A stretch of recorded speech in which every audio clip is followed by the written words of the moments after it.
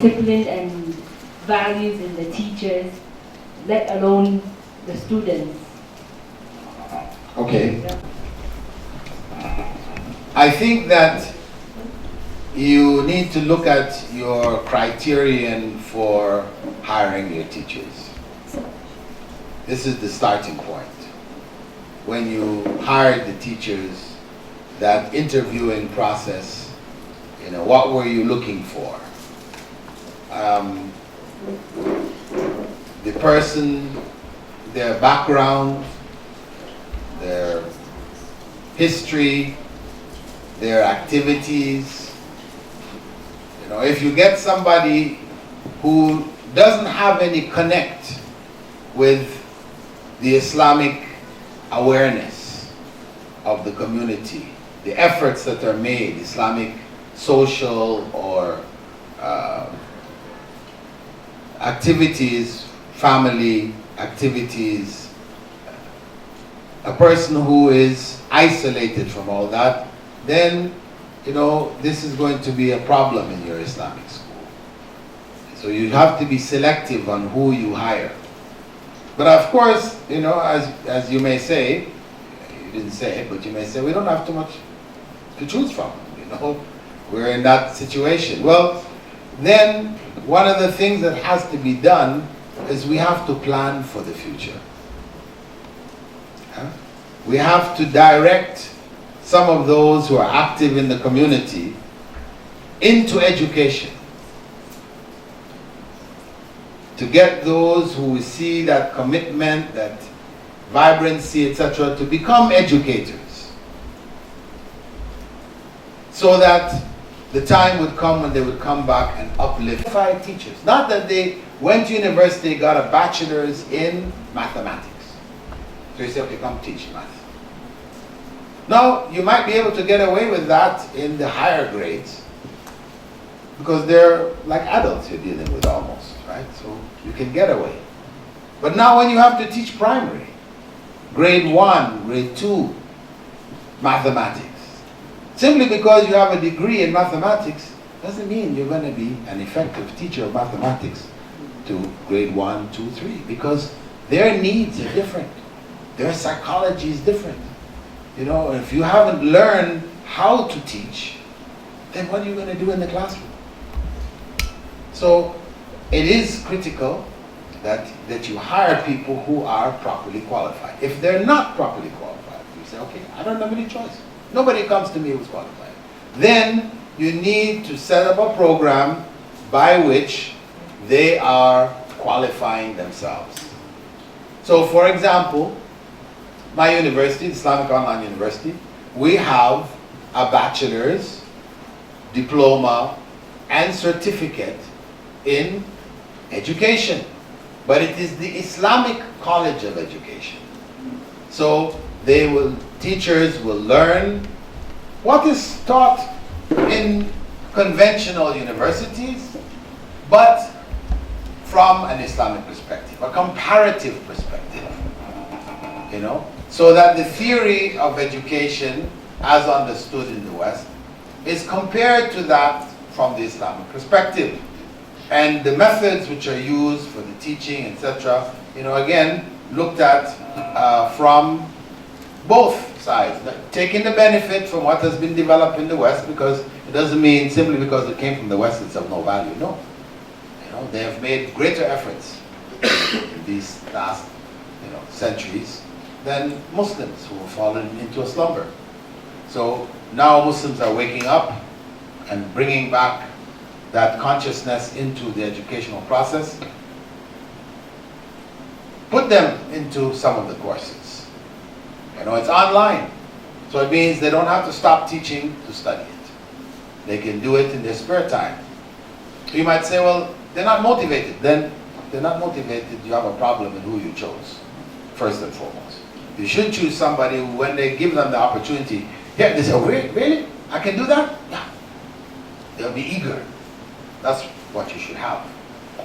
And then you add to it, because of course if they're going to make that additional effort, etc., you add an increment in their salary, At the end of the year, if you complete this course and so you increase your qualification, we'll pay you more.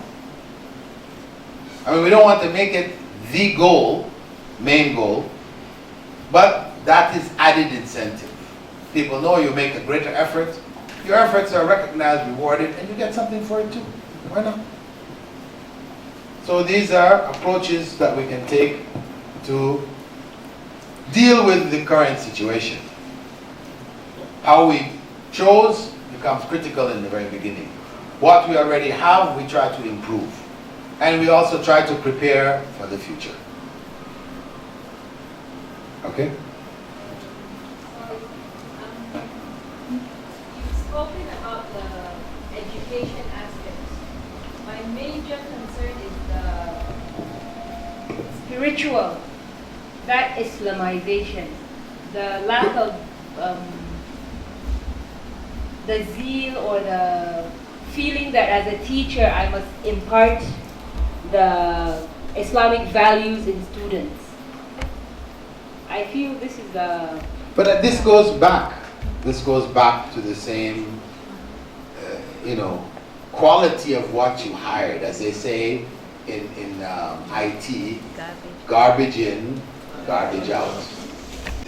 These wonderful things. What you have to do is to try to recycle it, make it better, another product by giving them exposure to further education and motivation, etc., etc. We'll be looking further, though, at the importance of these spiritual values that we need to get back into the educational process. Go ahead, please. Just a few comments that I would like to make, particularly with regards to the quality of teachers we find. You said something that's very true, which is that it's difficult to find qualified, dedicated Muslim teachers. In our school, we actually have a subject area, English. Of the 6 teachers we have, there is no Muslim amongst them. They are all non-Muslims. It's not as though we have a policy, of course, not to employ Muslims, but each time we conduct interviews, the Muslims always fall far behind. It's not just in English, in a number of other subjects. Even where you have Muslims with paper qualifications, when they go through the interview process, they cannot scale the process. We are yet to fully understand why that is so. What's even more worrying to note is that when we advertise as a Muslim school that we are looking for teachers, among the people who turn up, the females are very few. We might have 20 applicants and just 1 or 2 Muslim women, sometimes no Muslim women at all. This is a problem that's plaguing the community here. So we are sometimes forced to simply accept those who are qualified, even if they are not Muslims, even though one of the main focus of the school really is excellence in character based on Islamic moral values. Having said that, however, I would like to just mention that sometimes it's possible to an extent to try and instill values where you have non-Muslim teachers. They can still help with that. Provided the values are made clear, the actions that should express such values are made clear. And both for Muslim and non-Muslim teachers, the standards are set by the school. Observation is done by those in charge. There's evaluation and feedback given to the teachers about how well they are doing regarding instilling these values through their conduct in the students. The other challenge I know we face as Muslim schools, when it comes to taking the school as an act of ibadah, it's a concept that's true and correct. Sadly though, some Muslims do not equate ibadah with excellence. To them, ibadah simply means pray, fast, wear hijab, dress in certain ways, and it ends there. When it comes to education, they see it kind of differently. We've had some parents who would say, why do your fees have to be so high? After all, it's a Muslim school. But we know the conundrum. If a school is to be properly run, particularly in Nigeria where we don't get funding or support. It needs money. It's expensive to run a school. Right here when we're sitting in the hall, the lights went out. I presume that's the power that was cut. And I'm assuming now we're probably running on generators. The generators need fuel. Fuel costs money. It costs money, but some people say, why should your school ask for so much money to be paid for tuition when it's a Muslim school? We even have some teachers who would say, why should you sack a Muslim teacher who has actually broken some contractual obligations? It's a Muslim school. Is there no room for forgiveness? I think perhaps that's something that should be addressed as we go forward.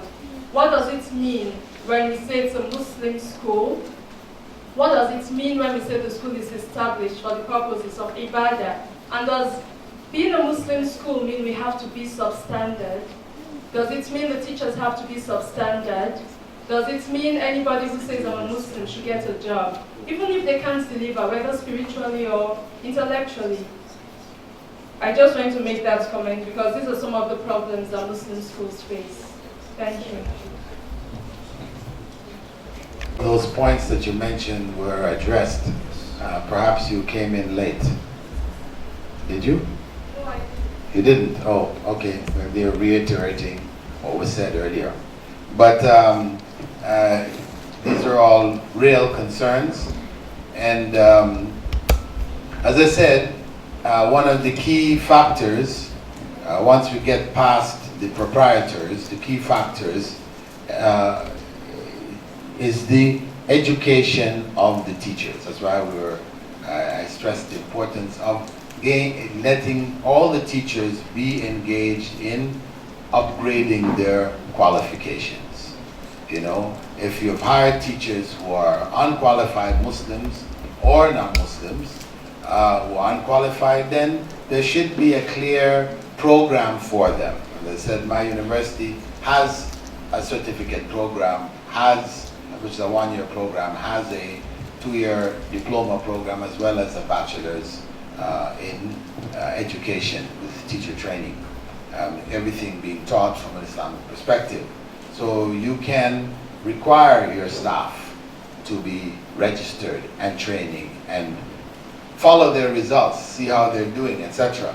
You know, you can provide whatever incentives that you need to provide to make them be engaged. But if the majority of your staff are unqualified and you're not doing anything to upgrade, improve, then you are not going to go forward. No matter what motivation and things you give them, if they don't have the skills, they can't produce.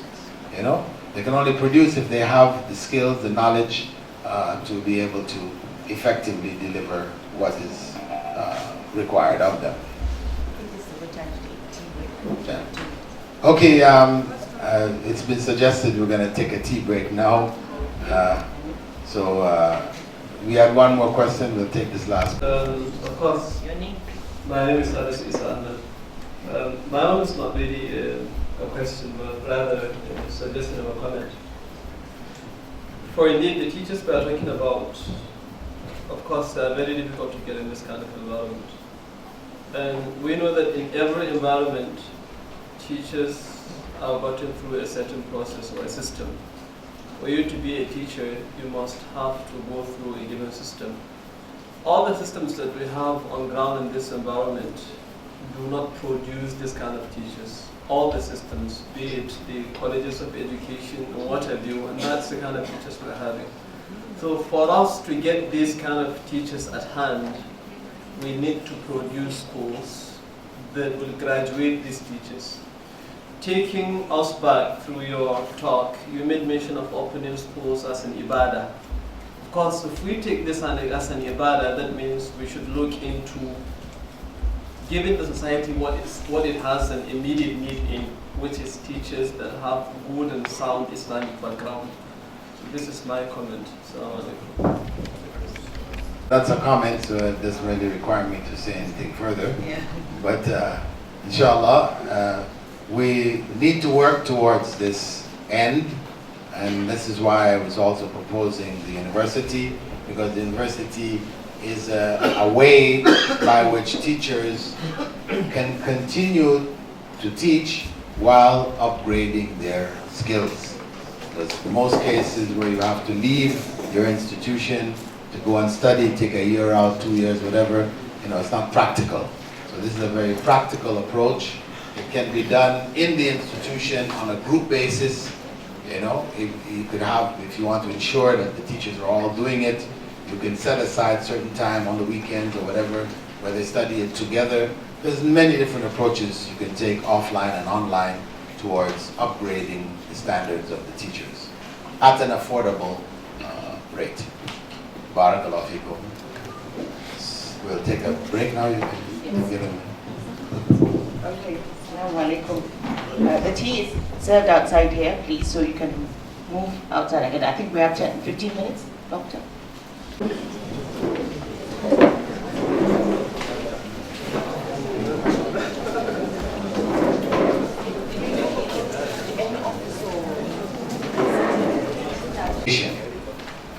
As an Islamic College of Education, we also offer a degree in psychology, which is taught again from Islamic perspective. And for example, in the West, no one is allowed to set up a school without having a Muslim child, a child psychologist on campus. This is something in the third world. You won't find any Muslim psychologist, so it's just a dream. But we need to produce Muslim child psychologists. There's a huge need across the Muslim world. We also offer Islamic banking and finance. So many people have financial issues which involve riba and what to do and what not to do. We have also bachelors in Islamic banking and finance. Also bachelors in business administration and information technology, all taught from an Islamic perspective. And it's an extension of what we are working on. Because once we get through the Islamization of schools on the school level, when you go into university, it should also be Islamized. The need there is as much as it is on the primary and secondary levels. Anyway, continuing on from our previous workshop, we will enter into workshop 2, where we're focusing on education. This was the second principle. The first was the educator. We looked at the institution, the educational institution, the educator. Now we're going to look at the educational process itself. Now, what we'll be looking at in this session here will be the theory of knowledge from the Islamic perspective, and that will be our focus. We'll go later into Islamic book publication. This is part of what we're actually putting in the classrooms, what the children should have to learn from, what the teachers should be teaching from. We'll look at that. We can't do too much with that right now, but it's still something we should look at for the future.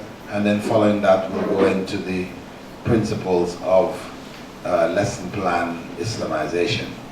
So, to begin with, we're going to look at the theory of secular and religious knowledge. From the Islamic perspective, there is no secular knowledge. If that knowledge is true, it's real, it is ultimately from Allah.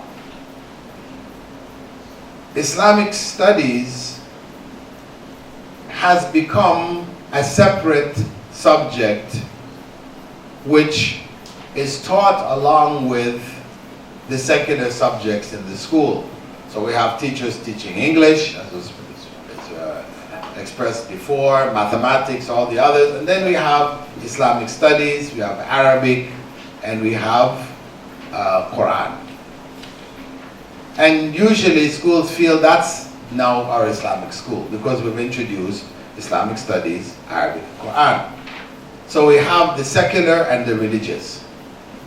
But this dichotomy, this split between the secular and religious is not from the Islamic way.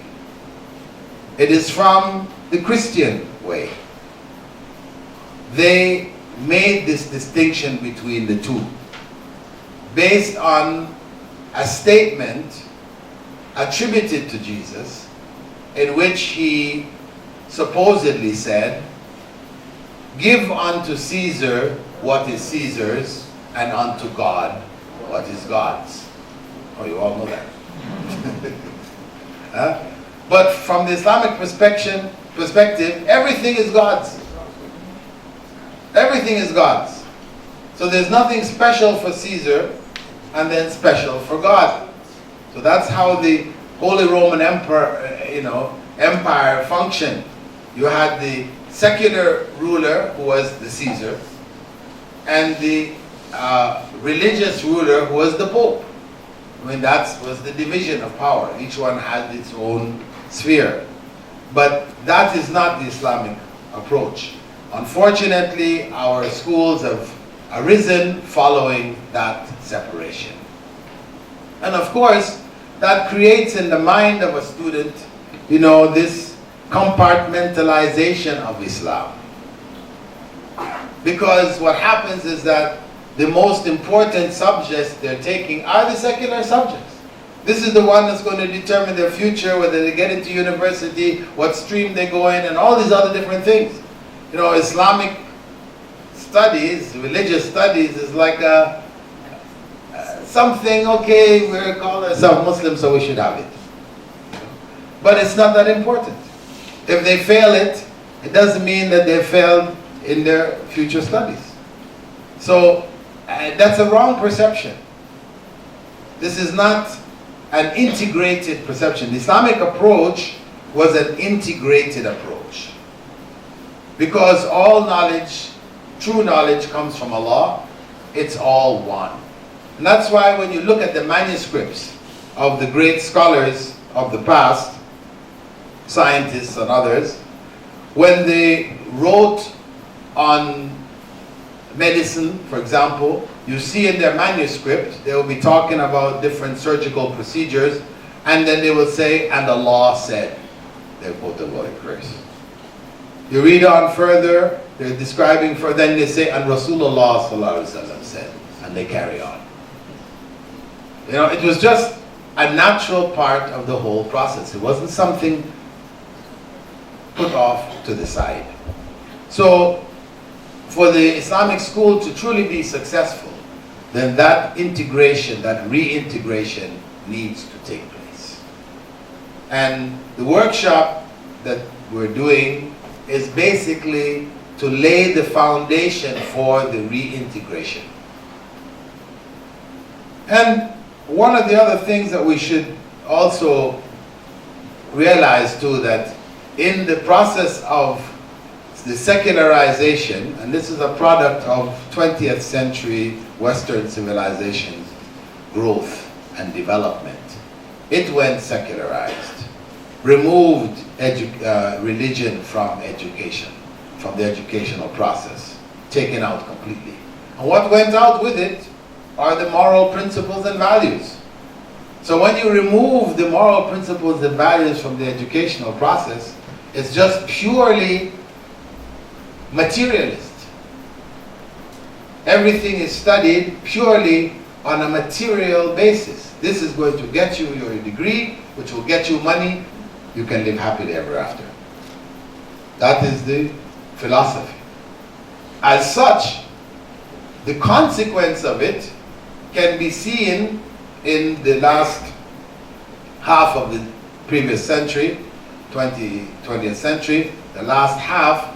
We saw, because the secularization really came to its fruition in the last half of the 20th century, we saw a phenomenon happening in schools across America where children were coming into schools with weapons, shooting their classmates, their teachers, the principal, You know, it was happening across the country, school to school, time and time again. This was something they had never seen before. It was not in their history.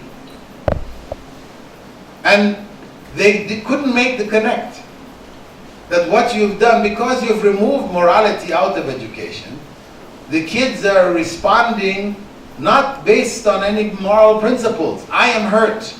My girlfriend dumped me. I'm so mad about it, I'm gonna come and shoot all my classmates. You know, where is the moral connection? You know, these acts are not seen as, it's not seen as morally wrong. So this reintegration actually is a part of the process of bringing morality back into the classroom.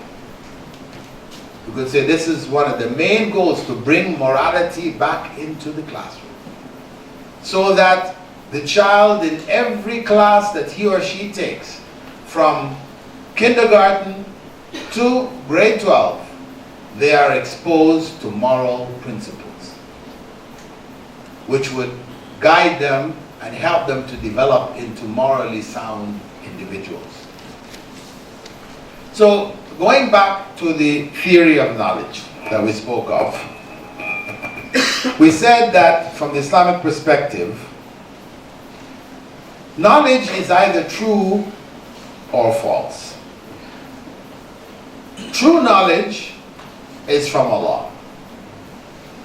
False knowledge is from Shaitan.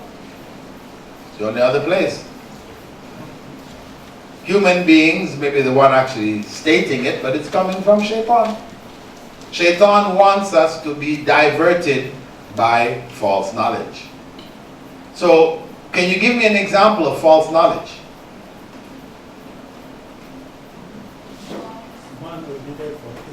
Yes, Darwin's theory of evolution. That's probably the biggest, conglomerate of false knowledge that is propagated by Western civilization today.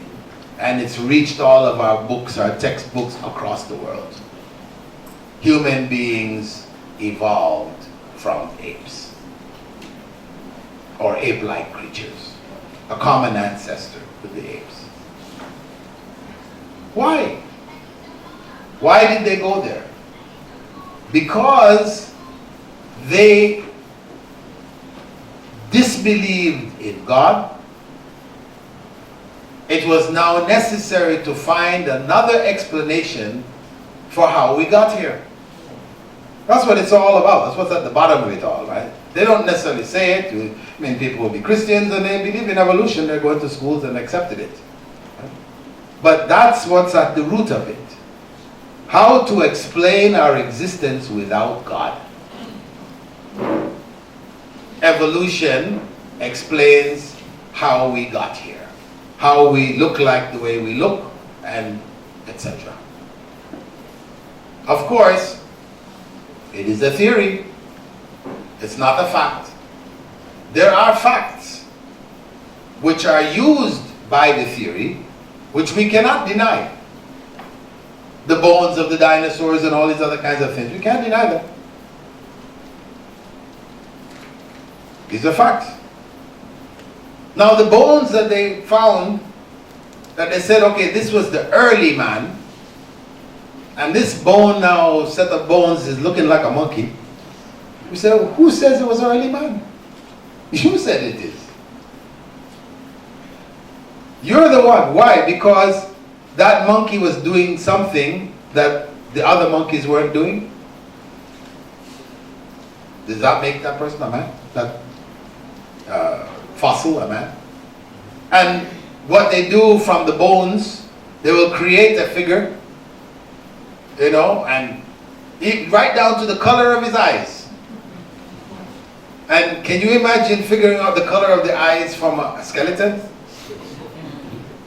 If you've taken any kind of science, you know that this is impossible. But what has happened is that it has been, glamorized by Hollywood. So they will show you the whole process. And then people see it, you know, as I said, in the lie, if you say it enough times, it becomes the truth. People see it. They say, I've seen it. I've seen how that one egg became, you know, one cell became multi-celled and became a fish, and the fish crawled on land and, you know, it started to fly, and, you know, I've seen it. What you saw was a Hollywood movie. You didn't see it, you know. But, you know, we're now so attuned to being convinced by what we see visually that we're taking this as fact now. People find it hard to hear when they hear somebody says, no, it's not fact. No. I'm sure, I'm certain, I have no doubts this took place. This is what has happened. Through Hollywood, you can create a reality out of falsehood. If we take the true knowledge, that true knowledge, which comes from Allah, has come in two forms. In revealed knowledge, that's the Quran, the Sunnah, the Injil, the Torah, the Sunnah of Prophet Ibrahim and Prophet Adam. That is revealed knowledge. The other body is what we call acquired knowledge. We acquired it. We say we invented it.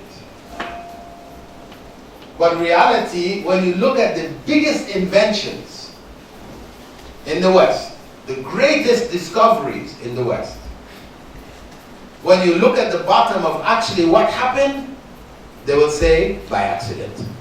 Digging and searching for one thing, something happens. Oh, look at that. Ah, we discovered. No, you didn't discover it. You didn't discover. You were looking for something else, and you didn't discover what you were looking for, and then accident happened, so-called accident, and you found it. But you weren't even searching for it. The classical case is that of X-rays. You know, those of you that know the science, Madame Curie, you know, very famous, discovered X-rays. How did she discover X-rays? Was she looking for X-rays? A way to look into the body and see the bones under the skin without having to cut. Was she looking for that? No. She's in her laboratory doing certain research. She has some radium in the laboratory. She's doing research on radium and so on and so. Then she had some photographic film hanging on another side of her laboratory. Her hand passed between the radium and the photographic film. See the bones on her hand? She was not looking for it. And this is how important this is in science, in medicine, etc. Huge! By accident. And you go back and you look at all of the big ones, this is what you find. The internet, this is the biggest one in front of us right now. We think it was discovered by the West. They weren't looking for it. You know what they were looking for? The Higgs boson particle. The Higgs boson particle they call the God particle. They were looking for the God particle, the particle from which everything is built. You know about atoms and electrons that go down smaller, quarks, and go down smaller. They're looking for the smallest one, which could not be divided after that. That's it. That is God. Found him. That's what they're looking for. They set up huge, centrifuge there in Europe, going under the Alps. Huge, from going through 4 or 5 different countries. So big. They have one in the US also. And there's firing, atoms, and they're smashing them into each other and looking to see what came out.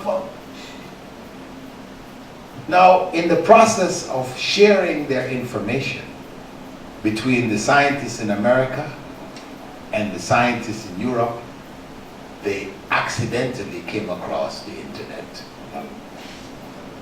You go and Google internet, and you see after they explain, by accident. The biggest discovery of this time, by accident. So we say, this accident you're talking about is Allah. Allah is revealing at this time knowledge that is useful, actually critical for us Muslims. This is one of the greatest, gifts that Allah gave us at a time when the media is completely in the hands of the West, where they can say anything they want. Back in the 80s, late 70s, 80s, they could say anything. We had no reply, would not be heard. We had no control in the media at all. Then came the internet. Anybody can write anything. You don't have to be a specialist, or you can write anything there. So now we had the chance to bring information about Islam, tackle their lies and false propaganda, etc., on a scale unimaginable. They're using it to promote all their falsehood, but we also have the chance to equally produce the truth. So alhamdulillah, the numbers of people accepting Islam through the internet is phenomenal. Thousands around the world. Daily, people are accepting Islam on the internet itself. That's a gift from Allah subhanahu wa ta'ala.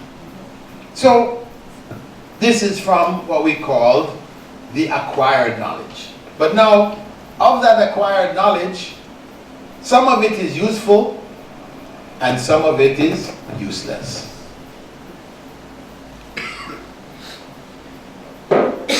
Prophet Muhammad ﷺ used to make the dua, Allahumma inni a'udhu bika min ilmin la yanfa'. Oh Allah, I seek refuge in you from knowledge which is of no benefit. Useless knowledge. Can you give an example of useless knowledge in the acquired field of knowledge?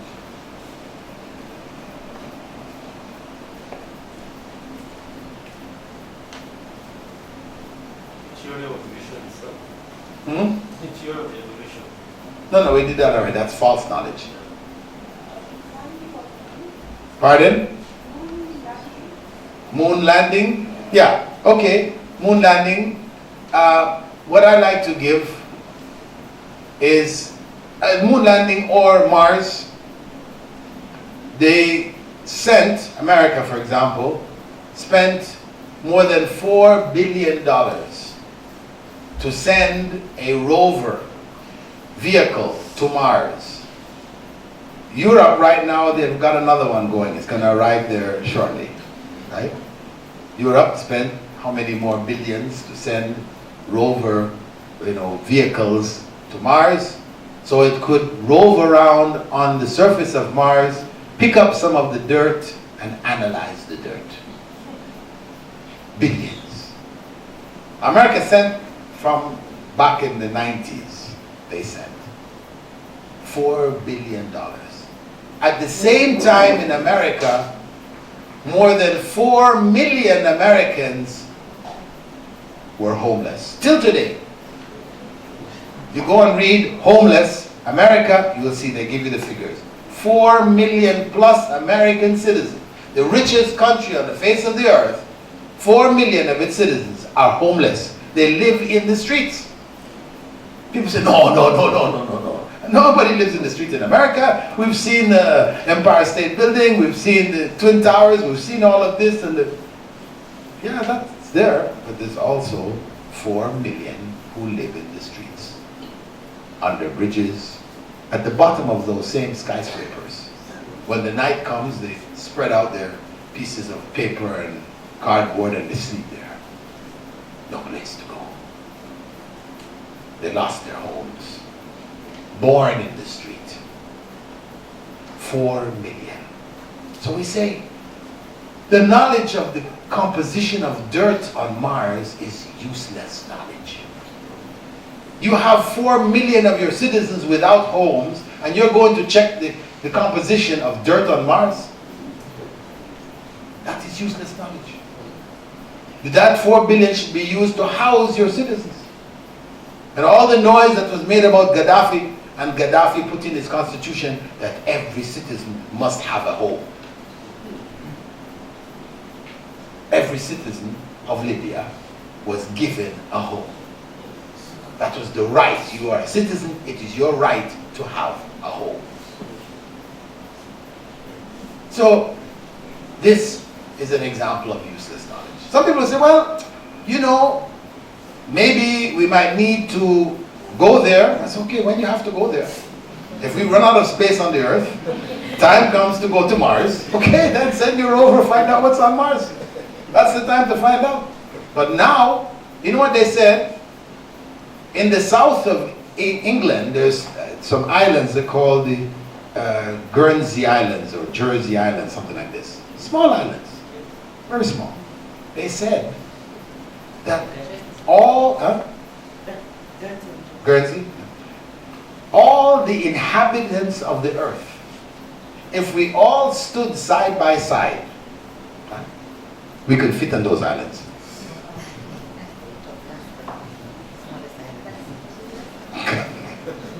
So are we short of space on the earth?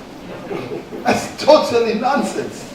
Total nonsense. Of course, we can't live standing side by side, okay? But still, the amount of space that exists on the earth is so great. To talk about Mars is nonsense. But because of the fact that they have said there is no God, we are here by accident. If it is an accident, it should have repeated itself. So we need to go to Mars and see, maybe in the soil we might find some microbes or something to show that it accidentally happened there too. That's what they're going to Mars about. To try to find justification for their belief that there is no God. And our existence is purely by accident. So, they're gone for useless knowledge. Now, in the area of revealed knowledge, somebody might say, can we say there's some useless knowledge in revealed knowledge? Knowledge from the Quran and the Sunnah could be useless? You know, maybe it sounds kind of heretical. You know, Dr. Bilal said there was useless knowledge from the Quran. Somebody's making notes already. It'll be up on the internet by the time I get home. Dr. Bilal said there's useless knowledge in the Quran. Oh, I would have done that. No, it is something relative. It is useless relative to the time, the circumstance, the person, etc. Meaning, for example, grade 1. You're teaching your grade 1 students about the pillars of Islam. To teach them about what causes them to have ghusl. Is that useful knowledge for them? It's useless. It's useless. They haven't reached puberty, so it's totally irrelevant to them. Similarly, to tell them about Hajj Tamattu and Hajj Ifrad. Is that useful knowledge for them? Useless knowledge. So this is what, meaning that when we're imparting religious knowledge, it should be age appropriate. You know, and that's one of the principles for those who are involved in the teaching, to make sure that what we're giving them is relevant to them. Because what turns off the student is you telling them stuff that has no meaning. It's just you memorize it. You know? Because what they understand that has relevance will sink and last. It will have meaning to them. But if it has no relevance, no meaning, it's go through one ear and out the other. So this is the area where we have to be careful in the information that we're imparting to make sure that it is relevant to those we're imparting it to. So we said that the Islamic school, the approach, the theoretical approach, is that of integrated knowledge. That whatever we're teaching should be somehow connected with Islam. We want the students to feel Islam has a part in all of this. There is nothing that Islam doesn't touch. Islam doesn't have something to say about. You know, we don't have Islam here and not Islam here. The two are merged. Now, when we talk about education, because we're talking now about the educational process, if you look for the definition of education, you'll find many different definitions of what constitutes education. The one which I found when I looked in different dictionaries, etc., which I felt expressed most accurately what is education about, is that education is the process by which a civilization conveys its cultural values to the next generation. Conveying cultural values to the next generation. No matter what you're teaching, whether it's English, it's maths, it's science, culture is being conveyed. Western culture, secular culture is being conveyed. And that is why we can't afford to have 2/3 of our syllabus, 3/4 of our syllabus focus on secular subjects and only a fraction on so-called Islamic subjects.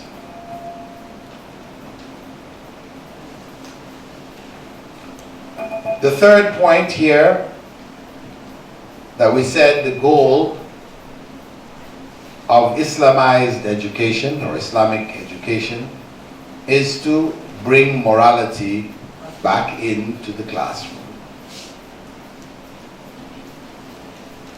Which means that in the school, the greatest prize that we should give our students is not for the top academics, but for the top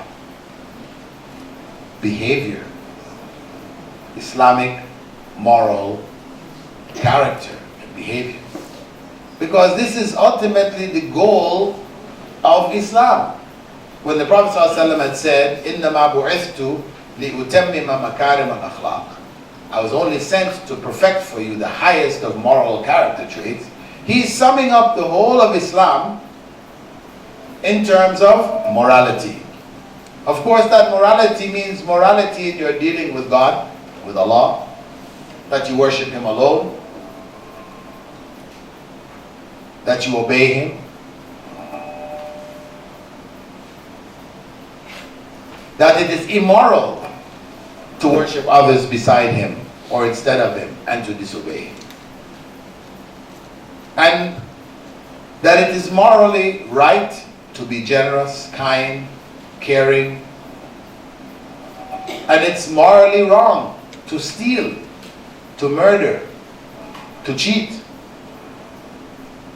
and that it is morally correct to look after the environment in which we live, take care of it. Prophet Muhammad ﷺ spoke about it. And it's morally incorrect to destroy the environment, to pollute it, because we are held responsible for it.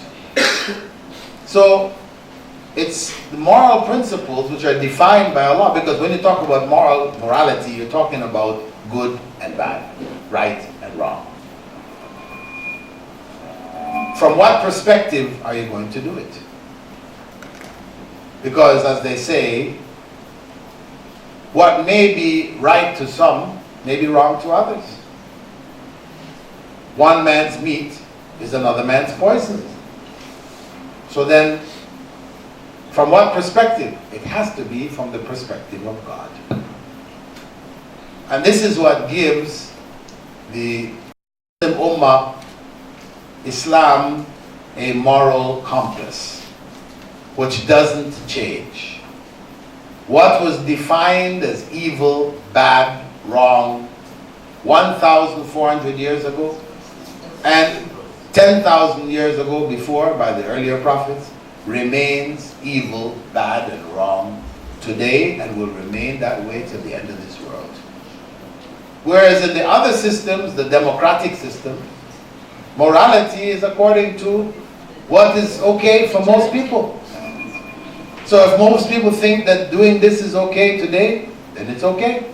If tomorrow they decide it's not okay, then it's not okay. So morality is subject to the whims of people. It changes from time to time, place to place. And that is what Western civilization is propagating. That's how we should be. They have come to the conclusion that certain behavior, say for example homosexuality, is a norm, is a human norm, an alternative lifestyle. So for us to oppose it is to be unjust, unfair, unkind. All of this.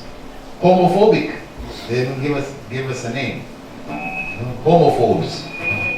If you are opposed to homosexuality, you are called a homophobe. Homosexuality. That was the disease. And they had different cures for it. Electric, chemical, all kinds of things to help cure those people who were homosexuals.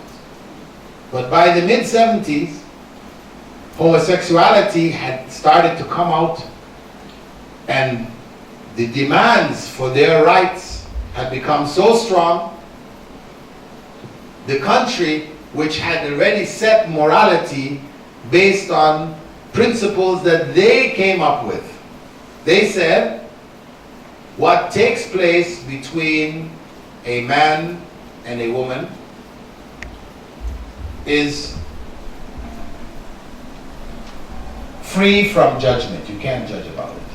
As long as they are what they call consenting adults. These are two principles. Consent, one is not forcing it on the other, and they're adults. They're mature enough to decide right and wrong for themselves. That's enough. So with that, fornication was no longer evil, punishable. Adultery was no longer evil, punishable. And what came behind it was homosexuality. Homosexuals said, it's the same situation with us. It's consenting adults. Isn't it? Consenting adults. So what right does the government or anyone have to say that what we're doing is wrong? No. And they submitted. They removed homosexuality from the psychiatrist's Bible. This is a bit, is it? And it's turning red, right?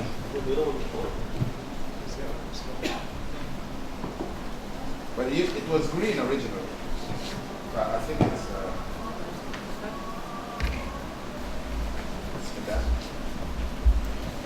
Bismillah. That's better.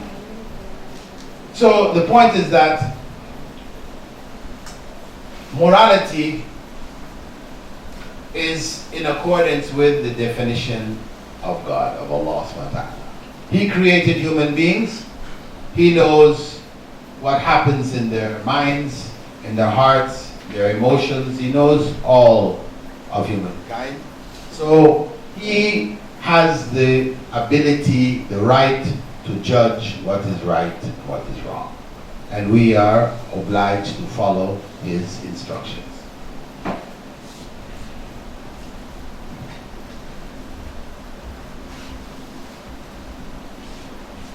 This basically second workshop session.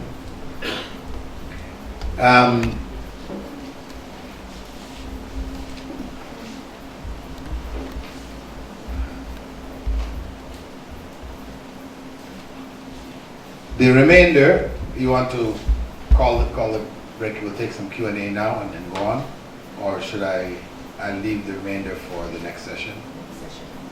After lunch and prayer, we have next session.